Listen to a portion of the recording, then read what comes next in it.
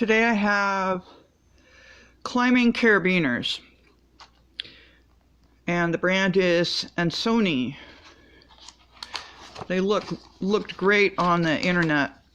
A thank you card asking for product reviews, and there are 2 carabiners in the box.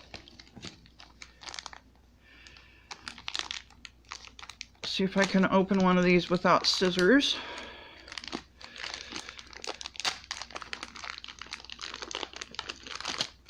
All right, the carabiner, I believe it has a weight limit of over 5,500 pounds, so it would qualify as weight bearing and as a climbing carabiner. It has a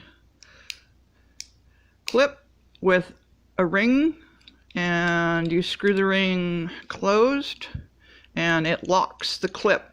And we're going to do a climbing demonstration of this, which will follow. All in all, they seem really heavy duty, and I'm going to put them in my rescue kit should we need to haul somebody up or down a cliff or a building, or even if we did a little rock climbing.